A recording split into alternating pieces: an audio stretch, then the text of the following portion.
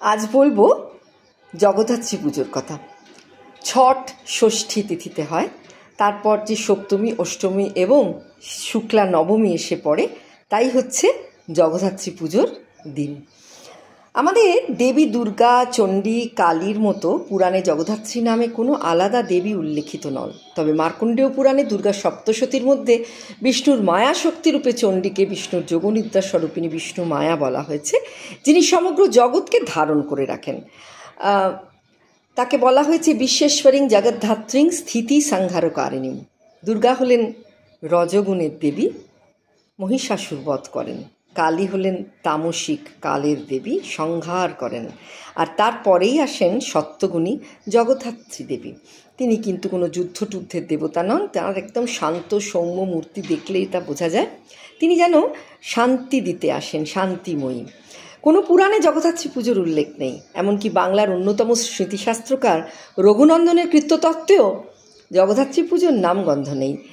আর যে কৃষ্ণানন্দ আগমবাগীশের আমরা নাম পাই, যে প্রথম বাংলায় কালী পুজো শুরু করেন, সেই কৃষ্ণানন্দ আগমবাগীশের কালীর রূপ বর্ণনায় একটি ধ্যান মন্ত্রে চতুর্ভুজা সিংহবাহিনী এক দুর্গা মন্ত্র জগদ্ধাত্রীর ধ্যান মন্ত্রে পরিণত হয়েছে। আর প্রচলিত লোকায়ত কাহিনী হিসেবে নদিয়ার স্বনামধন্য রাজা কৃষ্ণচন্দ্র বাংলার তদানীন্তন নবাব আলীবর্দী খাঁয়ের হাতে বন্দী হয়ে যখন কারাগারে ছিলেন, আর তারপরেই মুর্শিদাবাদ থেকে যখন তার মুক্তিদশা ঘুচল, তখন নৌকায় নিজের বাড়িতে ফেরার পথে জলপথে তিনি দুর্গাপুজোর মূর্তি বিসর্জন দেখে একেবারে ডুকরে কেঁদে উঠেছিলেন। সেবার দুর্গাপুজো উপভোগ করা তার বরাতে জোটেনি। কবে যে সে পুজো হলো, আর কবে যে তা পেরিয়ে গেছে, মানে দেবীর আগমন, বিসর্জন, এসবের কথা ভেবে রাতে ঘুমিয়ে তিনি স্বপ্নাদেশ পেলেন চতুর্ভুজা এক দেবীর। আশ্বিনের দুর্গা নবমীর 1 মাস ঠিক পরে স্বপ্নে দেখা সেই দেবীর কার্তিকের শুক্লা নবমীতে তিনি পুজো করবেন স্থির করলেন। আর সেই থেকেই শুরু কৃষ্ণচন্দ্রের ট্র্যাডিশন মেনেই বাংলায় সাড়ম্বরে জগদ্ধাত্রী পুজো। সেখানে মা কোনো স্বজন পরিবৃতা নন, অসুরও নেই। হ্যাঁ, পায়ের কাছে করিন্দ্রাসুর আছেন, তার কথা বলেছি অন্য আর এক ভিডিওতে, লিঙ্ক দেবক্ষণ, আপনারা দেখেও নিতে পারেন।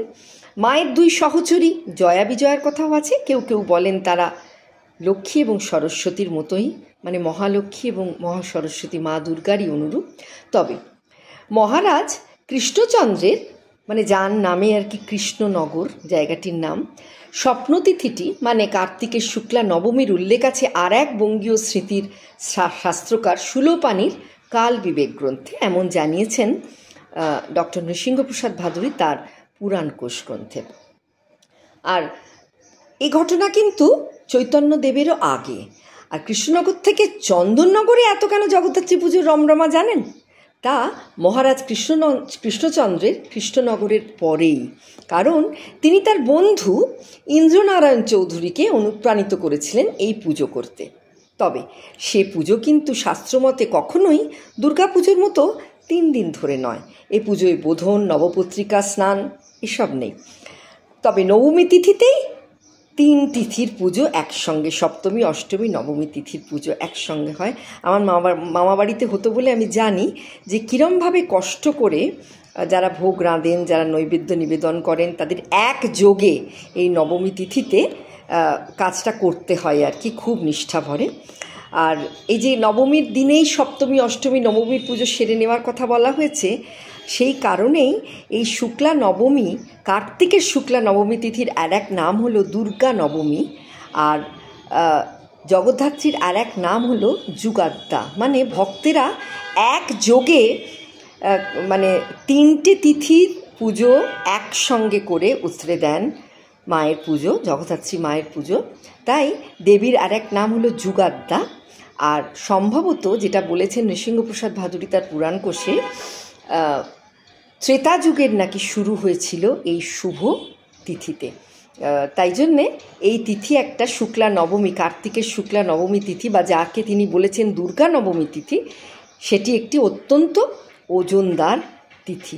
কেমন লাগলো আপনাদের জানাবেন কিন্তু। আর ভালো লাগলে আমার ইউটিউবের আরেকটি ভিডিও আছে বিশদে, তার আমি লিঙ্ক দেবো, পরে দেখে শুনে নেবেন।